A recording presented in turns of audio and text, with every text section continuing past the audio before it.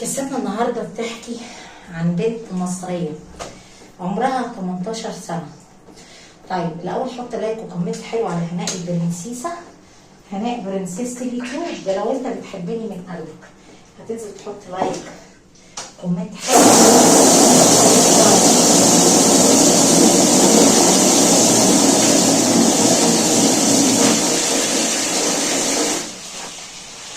ماشي هناء، كملي لايك كومنت حلو لآخر أسطورة مصرية عربية. طبعا انت عارف ان العيد داخل بقى، كل سنة وانتم طيبين. الفيديو ده هينزل على هناء البرنسيسة. لو انت بتحبني زي ما انت بتقول هتنزل تحط لايك لبرنسيسة العالم العربي، كومنت حلو عشان نشجع أسطورة العالم العربي. طبعا العيد داخل، يلا بقى نحكي الكلام اللي احنا بنقوله. كان في بنت اسمها عبير، طبعا عايشة مع أمها، أبوها انفصلوا من بعض.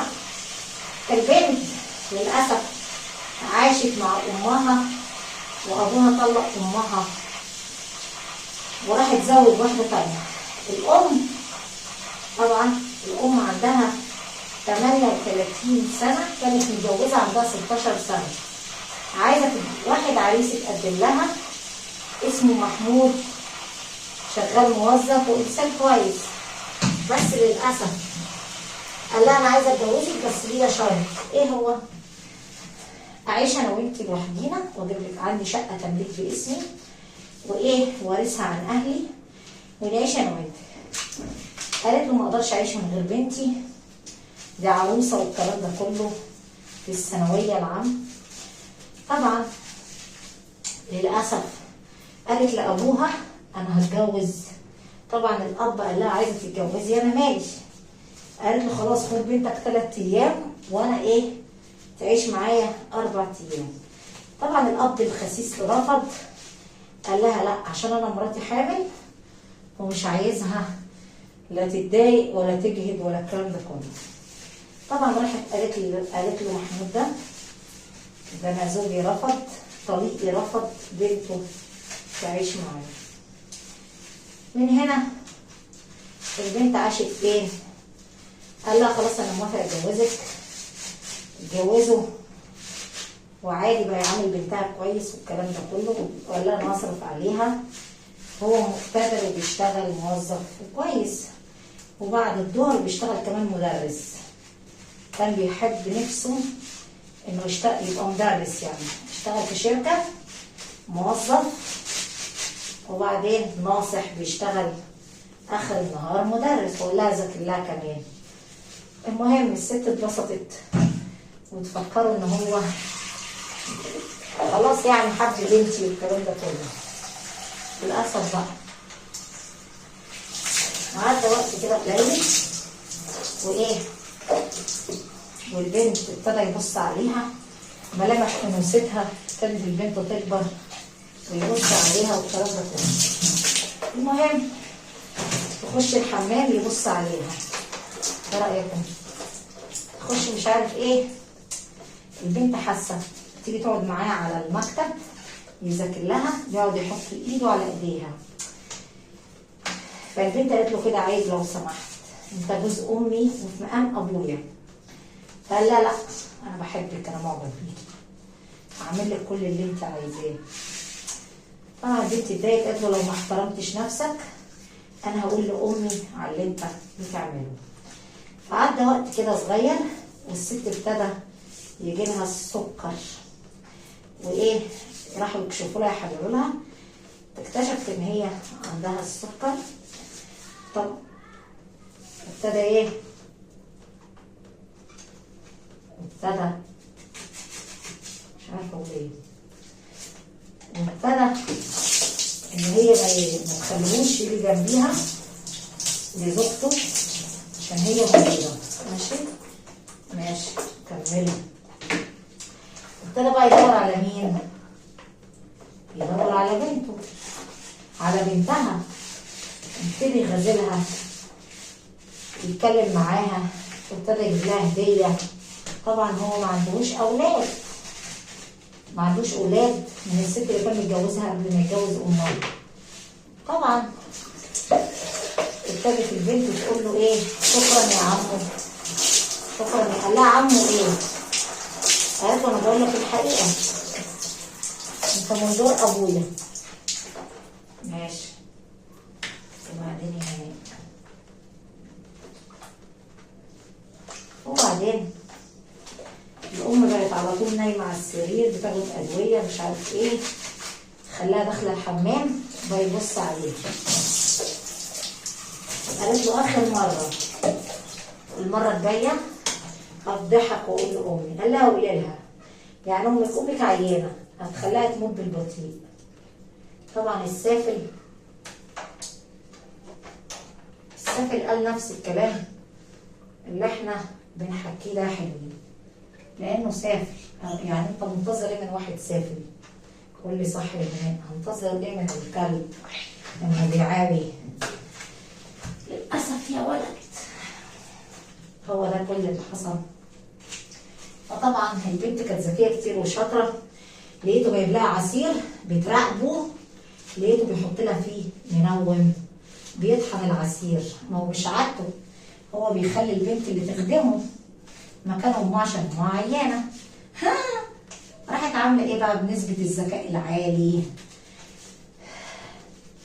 قالت له بقول لك ايه يا عمو؟ قال لها نعم، عندي فكره ليك حلوه. قالت له ايه؟ قال لها ايه؟ قالت له ما تروح تجيب لي معلقه من المطبخ. قال لها تعملي ايه؟ قالت له اشرب بالراحه العصير. راحت لفه الكوبايات عشان هي شافته وكانت اذكى ايه؟ اذكى منه. كانت صحيانه ومراقباه وملهاش في الكلام ده اصلا يعني. راحت ايه؟ لفله العصير، وللاسف قالت انيمه وانا، بدل ما ينيمني انا انيمه وانا واضحك عليه واصوره. للاسف يا حلوين البنت كانت شاطره كتير واذكى من 10 ومليون زي. ساعات الراجل بيفكر نفسه ذكي، صح يا حلوين؟ صح يا هناء، صح كلامك يا هرب. راحت مصوراه فيديو وهو نايم، وهو بيتخيل نفسه انه رومانسي. وبعدين هو بيشرب العصير بعد ما شرب وداخ كده ونام، راحت مصوراه. طبعا فاق الصبح بدري بيدور عليها ملهاش جمل. عبير دي كانت ذكيه. وبعدين قالت له اسمع يا شاطر، لو فكرت تقرب مني تاني هيكون اخر يوم في عمرك. انا مصوراك وهفضحك، وانت بتحط لي المنون، انا شفتك وانت بتحط لي المنون. هطلع على الشرطه اقدم فيك بلاغ في الشرطه اللي انت عايز تحكي لي عليا. خاف منها طبعا، حاول يجاب واحده الشقه، قال لها ينفع تخدمي علينا؟ قالت له خدم عليك ليه؟ قال لها انت ناسي ان الشقه دي بملكي؟ هو قال لها كده هطردك انت وامك منها يا منحله. طبعا البنت حست ان امها هتطرد، راحت قالت ايه؟ لله الامر من قبل ومن بعد. راحت راضيه باللي ربنا ايه؟ كتبه لها. وبعدين قالت ايه؟ ارضى وخلاص، هخدم وانا خدامه وخلاص، احسن ما يحتدي عليا وايه؟ احسن ما ياخد ويدوس عليا ويدوس على شرفي. خدمت عليهم، راحت بقى زهقت منهم، راحت مرتبه لهم ترتيب، راحت مصوراهم فيديو مع بعض في الغرفه اللي جايبها شقتها من الشارع تقبض الفلوس للاسف. وبعدين يا هناء، وبعدين حصلت حاجه فعلا. بنت طلعت ذكيه، اول واحده تشوفها ذكيه، عرفت تتعلم على ذكر. راحت طالبه اسم الشرطه، في واحد داخل عليا يحتدي عليا، الحقوني. التمثيليه دي عشان عربيه اللجنه جت الشرطه، لقيته مع واحده في قلب الشقه في الاوضه. المباحث قدرت تقبض عليه قضيه دعاره، وقالوا لها انت مين؟ للبنت الثانيه قالت لهم الراجل ده متجوز امي وكان عايز يحتدي عليا وحاطط لي منون، وانا رفضت يا سعاده الباشا عشان ده راجل منحل، وانا رفضت هددني يضربني انا وامي وحاطط لي منون اهو، وجايب البنت دي يعملوا علاقه مع بعض هنا في قلب الشقه. عرفتوا كده؟ قبضوا عليه ولفوا البنت الاسد اللي معاه، وبعدين عرفت تتعلم عليه، وللاسف الحلوين اتحبس. وده كده بقى اللي فاكر نفسه بكر وفاكر نفسه شاطر ممكن يقع في ثانية. صح يا هناء؟ والله يا هناء مش في حد اذكى منك بجد يا هناء. شاطرة شاطرة يا هناء. طب ما انا لازم اكون شاطرة. ايه بقى الشطارة في كده؟ هو كل راجل مفكر نفسه شاطر على المرأة؟ لا يا باشا، في ست راجل وجابها راجل، في ست جدعة، في بنت رجولة. العيب بقى من الأب والأم اللي علموا بنتهم على الرجولة، وإن إحنا لا بنفكر في الفلوس. لكن الأم بقى اللي بتعود بنتها على الفلوس يا بطل تعيش طول عمرها عندها الفلوس أهم من إيه؟ أهم من أي حاجة، ممكن تبيع شرفها. ده مين؟ الأم اللي علمت بنتها إن الفلوس أهم حاجة، اشتغلي ده وقلبيه، اشتغلي ده وقلبيه. ده غلط على فكرة. الست اللي بتقول لبنتها اشتغلي ده وقلبيه واتقبض عليه وساب لهم الشقة لحد ما هو يطلع، خد 10 سنين والبنت عرفت ترتاح من أشكاله. عرفتوا؟ عرفت ترتاح منه ومن وشه وبقت شاطرة نتيجة أمها مربياها. فاهمين؟ مربياها على المبادئ إن الفلوس مش كل حاجة. فلوس يا بنتي ما بتجيبش إلا النفوس النفوس المريضة. ودي كانت قصتنا النهارده. انت بقى رايك ايه يا باشا؟ ها؟ رايك ايه؟ مش كل الناس ممكن تبيع وتشتري فيهم بفلوس، صح؟ لا صح يا هناك. ومش كل مره ممكن تجيبها بالكاشات. في واحده محترمه شريفه ما بتجيش بايه؟ ما بتجيش بالفلوس. قول لي بقى انت كدابه كده؟ قول لي كلامك صح يا هناك. لو سمحت احترم الناس. مش كل مره عشان جت معاك واحده واثنين يبقى في مصر يابا جابت ابطال. جابت ابطال. مش كل الناس اللي هتيجي بالكاشات، مش كل الناس اللي ممكن تعلم عليهم. كلامك صح يا هناك. والبنت عاشت شريفه واشتغلت عشان تصرف على امها، ها؟ وسنها صغير راحت تشتغل في مصنع، ها؟ عشان بتدرس عشان تقدر تجيب فلوس لامها بس تاكلهم. لكن موضوع الشقه باسم الراجل اللي اتحبس، ها؟ ولسه ما يطلع ما يبقى يطردهم ويحلها ربنا. 10 سنين يكون واحد مات واحد ايه؟ واحد عاش. كلام صح يا هناك. لو سمحت بلاش تضايق الناس. بلاش كل واحده تفكرها شقط. يعني تقدر تشقطها يا بطل. في ناس رجاله كده، في نسوان رجاله راجل ما تاكلش معاهم ايه؟ الفلوس يا ابني. عرفت؟ والنبي بتاع سلهاني من يومك سكر سكر سكر سكر مكرم، سكر محلي محطوط على كريمه. ودي كانت قصتنا. لو انت بقى بتحبني، ها؟ ارحم نفسك عشان ربنا ينزل لك شويه من عنده. طب ارحم نفسي اعمل ايه يا هناك؟ خليك انسان محترم مؤدب. مش كل حاجه مره تشقطها، ومش كل حاجه مفكرين ان النسوان في ناس محترم. ها؟ في ست راجل جابها راجل، في بنت رجوله. ونرجع نقول لك العيب في مين؟ العيب في الست اما تربي ولادها تقول لها يا بنتي سيبك من الرجاله وسيبك من الكلام. اللي عايز يتجوز واحده تجي لها بيتها، نيجي السلام عليكم انا عايزه اتجوز بنتك لو سمحت. لا واحد يشخللك بكلمتين تصدقيه، ولا واحد يضحك عليكي بكلمتين. انا بقى ماشيه على المبدا ده من ساعه ما ربنا خلقني، من ساعه ما عرفت ان الانثى بيجي لها عرسان. ابويا علمني يا بنتي اللي عايز يتجوز حد بيجي له بيته بس. اوعى واحد يقول لك قابليني تصدقيه، واحد يقول لك امشي معاكي، طب تعال نقابل بعض، ده كده بيخطط لك. بس انا بعلم عيالي على المبدا ده. اللي عايز يتجوز حد يا باشا بيجي له فين؟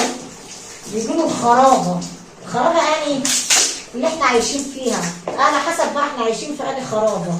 المخزن ده مثلا، السلام عليكم انا عايزه اتجوز بنتي على سنه الله ورسوله، ده الانسان اللي شرينا ومحترم ومتربي. ايه رايك في دماغي يا باشا؟ لا لا بجد يا هناء، تحيا مصر، تحيا مصر. انزل بقى ارزع على اللايك وحط لي علم مصر جنبي، قول مصر دي الابطال يا باشا. تحيا مصر، مصر فعلا رمز الاحترام والادب. ايوه يا باشا، رمز الاحترام والادب. الادب فضلوه عن العلم يا باشا. ايه فايده ان انا متعلمه وانا ساقطه اخلاق؟ لا، الادب فضلوه عن العلم. ما في واحده متعلمه وساقطه اخلاق ومش متربيه وباعت نفسيها بالرخيص. لا يا باشا، مصر جابت ابطال، مصر ما تبيعش نفسيها. انا بصور عشان انا بشتغل، بصرف على ولادي بالحلال، بدل ما اروح ابيع نفسي وطبعا بدفع ايجار ونور وميه، بدل ما ابيع نفسي واصور نفسي لا يا باشا، انا بشتغل على قنوات، انا بشتغل بمحتواي، هو ده محتواي اللي اقدر اصرف منه وادفع ايجار ونور وميه ودروس. عرفت؟ هي دي الحقيقه. كل واحد كنت هشتغل فين؟ اي حد عايز يشغلني خدامه، لو جيت اشتغل خدامه عند واحده ما تسواش وجوزها يبص لي، هيدوني كام؟ 200 جنيه مصري. كام يعني هنا؟ 200 جنيه في اليوم، انا حكيت لك اهو. 4 دولار. تجروا هيدوني كام؟ 4 دولار او 5 دولار ب 200 جنيه مصري. طب ما انا اشتغل في بيتي اهو، بشتغل خدامه اهو، اغسل هدوم ولادي، اغسل حمامي، برضه انا خدامه عند ولادي. شرف ان انا اخدم ولادي بحلال ربنا. الفيديو اللي ينزل وربنا يرزقني ايه؟ وربنا يرزقني بيه. دي كانت قصتنا النهارده. مين؟ انا مش زعلانه، لا انا خدامه. مش عيب ان انا ابقى خدامه، العيب ان انا اكل حرام واكل ولادي يروحوا امك حرام. مش زعلانه، انا بشتغل بمحتواي خدامه. اللي عنده شغلانه ليا تجيب لي الايجار وهطرد، والله عنده شغلانه ليا يجيبها لي، يدفع لي الدروس كل يوم الحصه ب 50 جنيه مصري. يعني كام؟ يعني دولار. وجودي 50 وابني 50، ادي دول كام؟ 1500 جنيه دول دخلهم. 3000 جنيه ايجار ونور وميه، 6000 جنيه مصري. وغير ايه بقى؟ عليا فلوس لناس. عرفتوا؟ اللي عنده سبوبه ليا ينزل يقول لي يا هناء يا هناء يا هناء. عرفت؟ انا خدامه اهو، مش عيب. بدل ما اروح اشتغل عند مره واطلع واسيب عيالي، واحد يضحك على بنتي وواحد ياخد بنتي دي، انا قدامك اهو على عينك تاجر، شغاله بوابه هنا خدامه باللقمه بتاعتي، بلقمتي. يلا بقى عشان عندي فيديو تاني هروح اغير بقى حلوين عشان نشوف لقمة عيشنا. لو عجبتك القصه هتنزل ترزع لهرم مصر لايك، يا ريتك بقى تحط اشتراك على هناء برنسيس اليوتيوب. ليه بقى يا هناء؟ يا حلوين، دي كانت قصه برنسيس اليوتيوب. هناء الفقيره، فقيره بس بالستر ربنا. لو بتحبني من قلبك هتساعدني. اساعدك ازاي؟ هناء برنسيس اليوتيوب لازم تتفعل بسرعه. عشان نفعلها لازم نشاهد الفيديو ونعمل 4000 ساعه بسرعه. لو بتحبني الفيديو ده هينزل على برنسيس اليوتيوب، هتنزل ترزع لايك لاحلى اسطوره وكومنت حلو وسبسكرايب وتشجع الست الفقيره. انا بقى محتاجه منك صدقه. ايه الصدقه يا هناء اللي انت محتاجاها؟ في ايامك الحلوه دي ذو الحجه كده كل واحد بيصدق على الناس، بس انا طمعانه في قلبك اللي عامل زي السكر. هتحط لي لايك وكومنت حلو وسبسكرايب عشان نشجع اسطوره العالم العربي. بس كده، هي دي الصدقه. انا ست فقيره على الله. الواحد لما يحافظ على شرفه وكرامته يعلم ولاده الشرف. دي الست اللي ممكن تتجوزها، اللي تحافظ على نفسها، هي اللي تديها اسمك. الست اللي تبيع لك نفسيها يا ولا من قبل ما تتجوزك هتبيع نفسها ل1000 راجل. اوعى تديها اسمك ولا تخلف منها عيال، لانها تعلم ولادها قله الاصل والندالة. هتعلم ولادها انهم يمشوا باسلوب مش كويس. لما تيجي تختار انثى اختار ست شريفه، ست راجل، ست جابها راجل، ست انت ما عرفتش تجيبها، لان انت لو جبتها 1000 راجل هيجيبها. نصيحه من بنت مصر. بشكر اهل العراق والجزائر واهل الكويت واهل السعوديه الناس المحترمه، وبشكر اهل السودان الناس المحترمه، وطبعا الناس اللي حبت هناء. كل دول الخليج على راسنا، اهل الامارات واهل العراق واهل الجزائر واهل الامارات واهل السعوديه وجميع دول الخليج المحترمه اللي حبت احلى اسطوره. لو انتوا بتحبوني من قلبكم ما تنزلوا تحطوا لايك وتشيروا الفيديو عشان نقدر نفعل هناء برنسيس اليوتيوب. احبكم كتير.